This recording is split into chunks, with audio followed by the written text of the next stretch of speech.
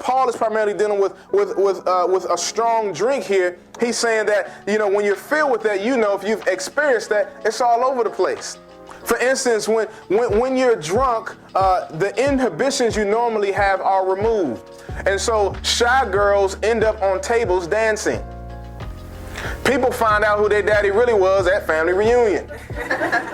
Right? When people are under the influence, it comes out. The way you really feel about people, you tell them. You tell them, right?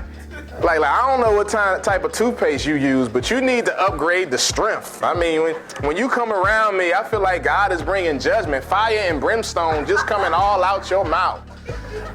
You normally wouldn't tell somebody that, but when you're drunk, the way you really feel about people comes out. Can I get 3 amens, right? When you're under the influence. And so Paul, he makes these comparisons that we know because if you read his letters to churches, they were crazy.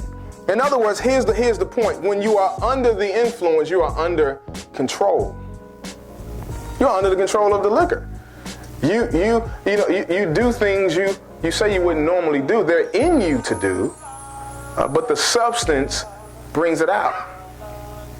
You're under its control. Now, being spirit-filled, listen, has a similar effect. If you really have the Holy Spirit, listen, your minds, your thoughts, and emotions become subject to the Spirit's leading, so you don't have to be an emotional wreck. See, the same way when liquor can control and you're more honest and things come out, this is the effect that the Spirit should have on us.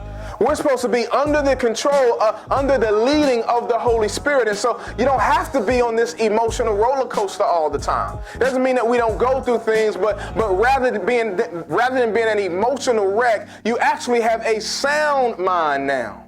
That's what the Bible tells us.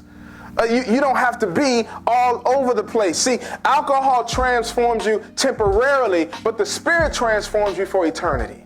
So that's why you call it a hangover, because it's over the next day. And you've done things that you regret because you were under the control of a substance. And Paul is saying this is what it's supposed to be like in the Spirit. Rather than giving yourself to where you end up having a one-night stand with someone you barely know because of a substance, give yourself to the Spirit. Give all of you to God. Be under the Holy Spirit's control. Be under His influence. Another thing here, being spirit-filled removes your inhibitions too. The same way all of a sudden people that are normally shy, a guy that may be afraid to approach a very attractive woman when he's drunk, those inhibitions sometimes are removed because he's under the influence of the substance.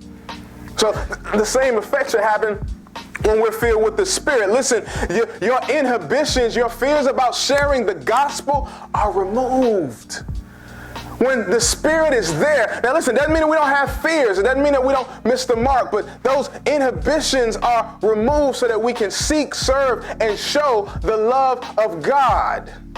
We get over it because we are Spirit-filled. This is a good way in being under the influence. Because again, God didn't give us a spirit of fear, did He? What did He give us? Power, love, and what? It means sober mind.